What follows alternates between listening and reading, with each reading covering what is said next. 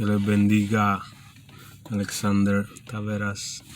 Aquí vamos a seguir estudiando el libro de Romanos. En esta ocasión el capítulo 3 del libro de Romanos. Gracias, Señor, por tu palabra, tu presencia, tu amor por este día.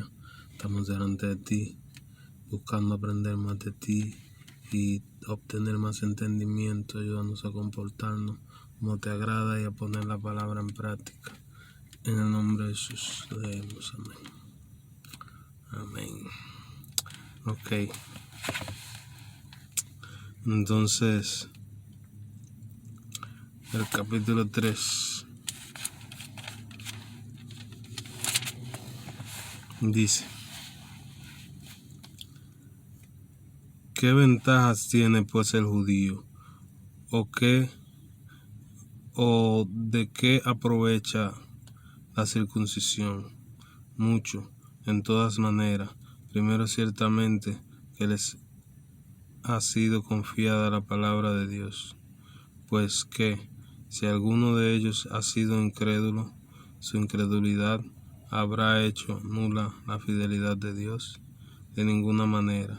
Antes bien sea Dios veraz y todo hombre mentiroso, como está escrito.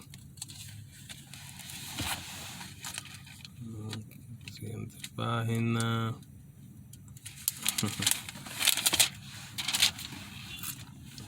Para que seáis justificados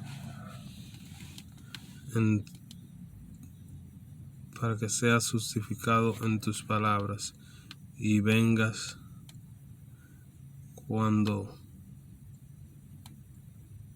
venzas cuando fueres juzgado.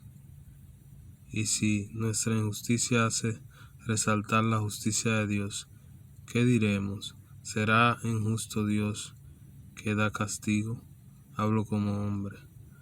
En ninguna manera. De otro modo, ¿cómo juzgaría Dios al mundo? Pero si por mi manera de ver, por mi mentira, la verdad de Dios abundó para su gloria, ¿por qué aún soy juzgado como pecador?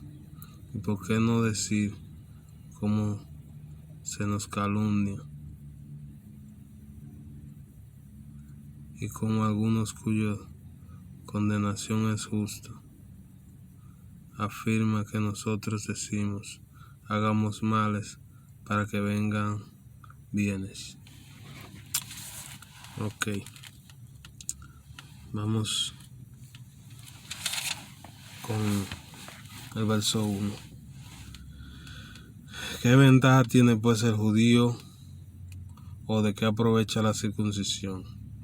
El 2 dice: mucho, en todas maneras. Primero, ciertamente, que les ha sido confiada la palabra de Dios. Ok, le está hablando a los romanos, a los que no son judíos. Esta palabra se puede usar para hablarle a los que no son cristianos, a los que no siguen a Cristo. ¿Qué ventaja tienen los cristianos? Si preguntáramos lo pusiéramos en la actualidad, esa palabra. ¿Qué ventaja tienen los cristianos? Muchas. Pues se le ha confiado la palabra de Dios. ¿Por qué? Se le ha confiado la fe y el caminar. Se le ha sido revelado. En aquellos tiempos los judíos,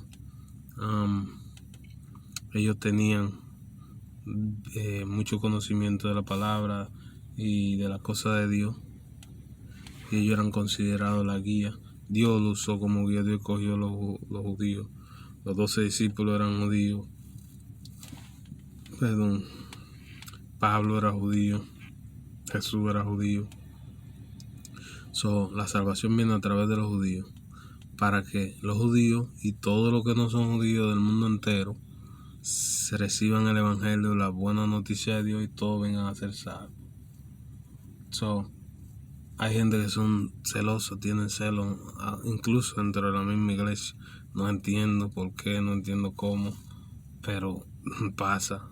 Celo contra el pueblo judío, contra los judíos y los de Dios. Hay una diferencia entre un judío ortodoxo y un judío mesiánico. en la actualidad. Y el judaísmo. El judaísmo es una religión que no solo los israelitas, los de Israel, del país de Israel y de Jerusalén y de la tribu de Judá, no solamente ellos la practican, sino gente de todo el mundo. Muchas personas se han convertido al judaísmo, que es una especie de religión. Es una religión que sigue más o menos, según ellos al pie de la letra, las enseñanzas de Moisés. El estilo de vida, guardan el sábado y no comen carne de cerdo, se visten como judíos y van a templo judío, lo que es la religión del judaísmo. Entonces están los judíos ortodoxos. Los judíos ortodoxos son lo que le llaman hoy día RT entre los cristianos, que son los más tradicionales. Yo creo que todo el tiempo se visten de negro con blanco, y son los que siguen la religión del judaísmo más estrictamente, y aún al caso del extremismo, como eran los fariseos. Lo que eran los fariseos en los tiempos de Jesús son los judíos ortodoxos hoy día, para hacer una relación más o menos de identidad. Según yo oigo, hay judíos ortodoxos que persiguen a los cristianos en Jerusalén hoy día, en Israel. Lo atacan, hasta lo matan. Eso no sale en las noticias, pero eso, el pueblo de Dios es perseguido, aún en el mismo Israel, en el mismo Jerusalén, porque se está multiplicando mucho, está creciendo, el evangelio está abarcando de nuevo, está creciendo, se está haciendo famoso, y ellos se sienten celosos. Según ellos, esto es algo que ofende a Dios y ellos tienen que eliminarlo, no lo pueden aceptar, tienen que perseguirlo y atacarlo. Según oigo, el gobierno también apoya, porque la mayoría de los del gobierno son ortodoxos. Según oigo, el presidente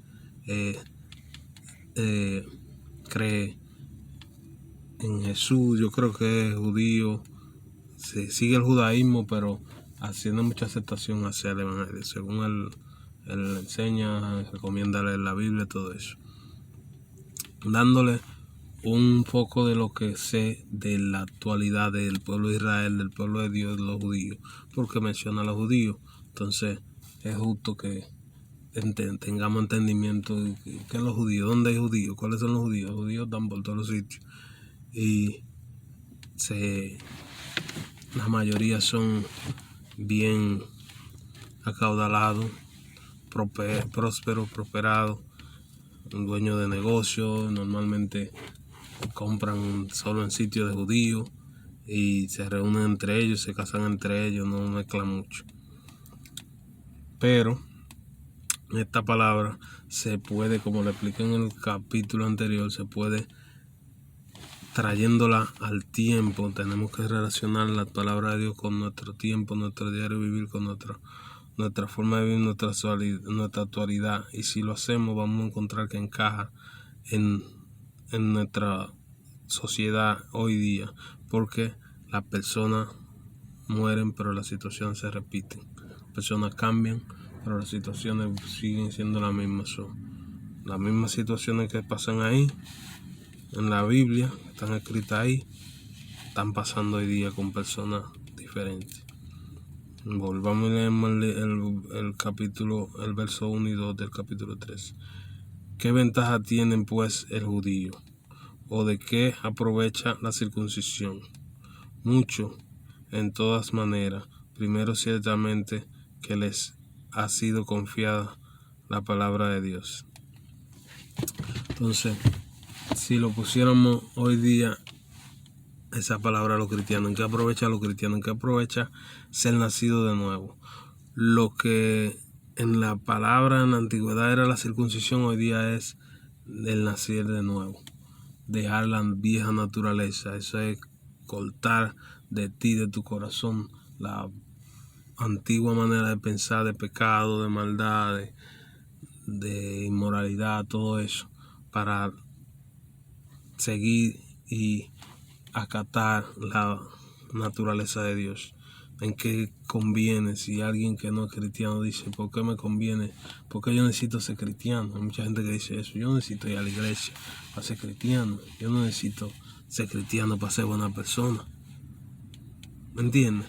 Entonces, la ventaja que hay ventaja. Cuando tú conoces a Dios, cuando tú conoces la palabra de Dios, cuando se te es confiada revelaciones, porque hay algo que pasa. Muchas personas no lo entienden. La palabra nos explica que se le pone un velo. La gente tiene un velo para que viendo no vean y oyendo no oigan, y para que no puedan entender la cosa de Dios, a menos que decidan aceptar a Dios, seguirlo. Desde afuera hay personas que pueden leer la palabra y si Dios no se les revela, ellos no pueden entender nada. Oh, eso no se entiende. Eso no entienden, entra por aquí y le sale por allá, o refiriéndose a los oídos, podemos decir que hay. Entonces, hay personas que lo cogen como un libro de enseñanza y un libro bueno para educación moral y un libro regular de información o de historia. Pero para el libro, para la palabra de Dios ser revelada y poder conocer a Dios, porque esto es un puente para poder venir a Dios, Dios revelándose al hombre, tiene que haber una intimidad, tiene que haber una decisión de renunciar a la tiniebla, renunciar al pecado, a la maldad, a la vieja forma de vivir, estar dispuesto a creer, tener fe, estar dispuesto a confiar en Dios antes de verlo o antes de conocerlo. Entonces, cuando nosotros entregamos y decimos estoy dispuesto, entonces Dios se revela. Entonces, cuando nosotros estamos caminando con Dios, conviene, porque tenemos información, revelación, intimidad que el que está afuera no tiene, a menos que decida venir a Cristo. El 3 dice, pues, que si alguno, pues qué, no, con un signo de pregunta, pues que si alguno de ellos han sido incrédulos, su incredulidad habrá hecho nula la fidelidad de Dios. Entonces, esta es un buen punto para los que atacan, que no vienen a Cristo porque hay cristianos malos. Entonces, ¿tú crees que porque hay cristianos que no tienen fe, que no siguen la palabra de Dios, que no hacen las cosas como a Dios le agrada, Dios deja de ser fiel? No. ¿Tú crees que Dios, porque haya personas que finjan ser cristianos y lo que hagan es aprovechar, lo que hacen es aprovecharse de la gente, que fingen amar y no aman, que fingen querer ayudarte y lo que quieren aprovecharse, que fingen ser fiel, en realidad viven una doble vida y son infieles, o que están caminando con Dios y de repente caen y fallan? Eso no hace a Dios infiel, eso no es Dios que te está haciendo infiel, eso no fue Dios que fue infiel. No mire al humano para tú seguirlo, sigue a Jesucristo, mira a Jesucristo. Él sí es fiel, Él sí ha sido fiel, Él se mantiene fiel. Los humanos fallan. Yo le pido a Dios que me ayude a mantenerme firme, a mantenerme fiel. Pero si tú pones tus ojos en mí, y si yo soy el apoyo de quien tu salvación va a depender, está en riesgo, porque yo puedo fallar. He fallado antes y podría fallar cada día.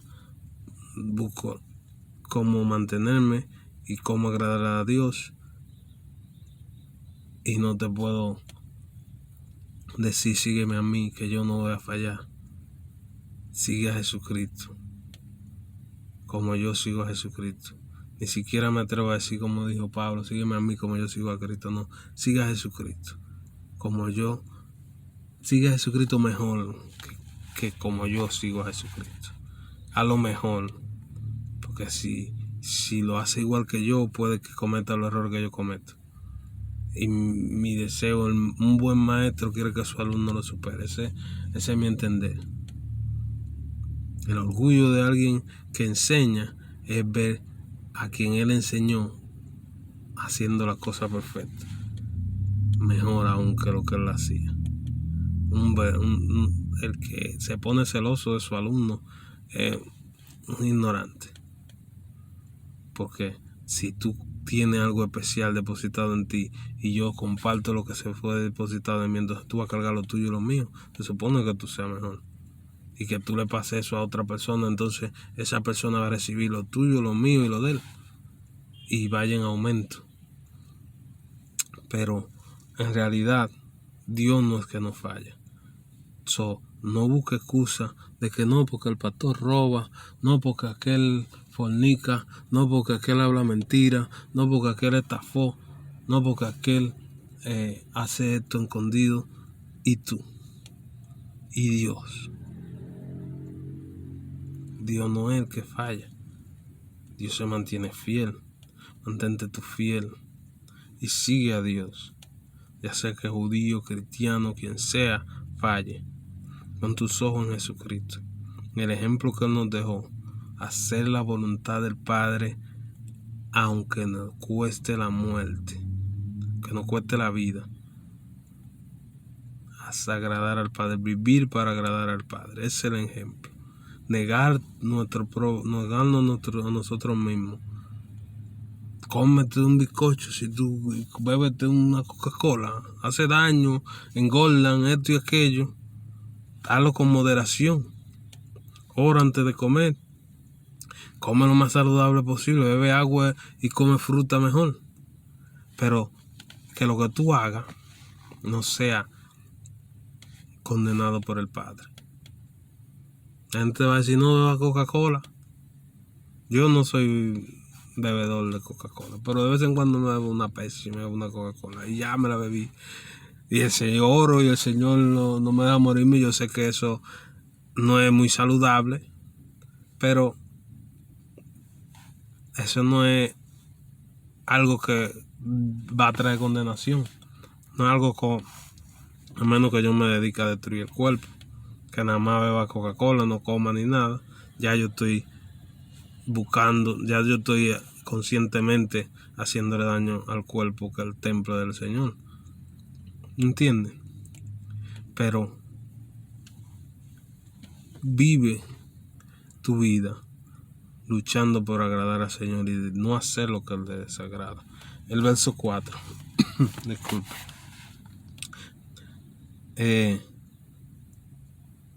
La mitad del 3 dice: su incredulidad habrá hecho nula la fidelidad de Dios. De ninguna manera, dice el 4. Antes bien, sea Dios veraz y todo hombre mentiroso, como está escrito.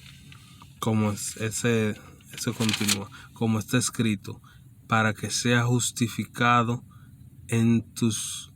para que seas justificado en tus palabras y venzas cuando fueres juzgado. Dios anula la fidelidad de Dios. Dios deja de ser fiel porque alguien sea infiel, porque algún cristiano, algún judío sea infiel a Dios.